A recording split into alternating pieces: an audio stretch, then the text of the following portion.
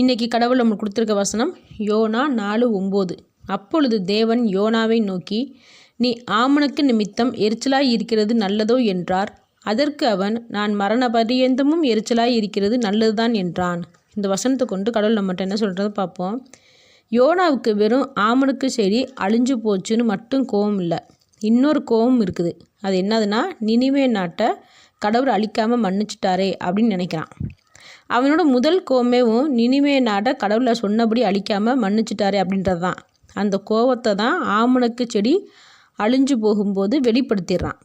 அப்போ தான் கடவுள் கேட்குறாரு, இதுக்கு போய் எரிச்சல் படுறது நல்லதான்னு கேட்குறாரு. அதுக்கு அவன் என்ன சொல்கிறான், சாகிற வரைக்கும் எரிச்சலாக இருக்கிறது நல்லதான் அப்படின்றத சொல்கிறான். அவனோட கோபத்தை தேவன்கிட்டையும் வெளிப்படுத்திடுறான். நம்மளும் இப்படி தான் இருக்கிறோம். கோபம் வந்துச்சுன்னா மனுஷர்களும் பார்க்குறது இல்லை, கடவுளும் பார்க்குறது இல்லை, கொட்டி தீர்த்துடுறோம். ஏதோ ஒரு கோபத்தை ஏதோ ஒரு விஷயத்தில் காட்டுறோம். ஆனால் கடவுள் யோனாவுக்கு ரொம்ப சாந்தமாக பதில் சொல்கிறாரு. கடவுள் என்கிட்டயே நீ கோவப்படுறியா, உன்னை நான் அழிச்சிருவேன்னு சொல்லலை, பொறுமையாக யோனாவுக்கு சொல்லி புரிய வைக்கிறாரு. அப்போது தேவனோட நிதானம் எவ்வளோ அழகாக நம்மளுக்கு புரிய வருது. நாமளும் தேவன்கிட்ட நிதானமாக நம்ம இருக்கணும். நிறைய தடவை கோவப்படுறோம், எரிச்சல் படுறோம், நம்ம கேட்குறத கடவுள் இன்னும் செய்ய மாட்டேங்குன்னு சொல்லி கோவப்படுறோம். ஆனால் நாம் கோவப்பட்டதுக்கு பதிலுக்கு அவரும் கோவப்பட்டார்னா நம்ம உயிரோடவே இருக்கவே மாட்டோம்.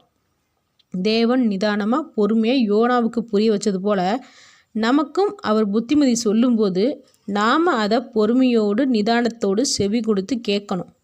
அப்போது தேவனோட திட்டம் என்னதுன்னு நம்மளால் புரிஞ்சுக்க முடியும்.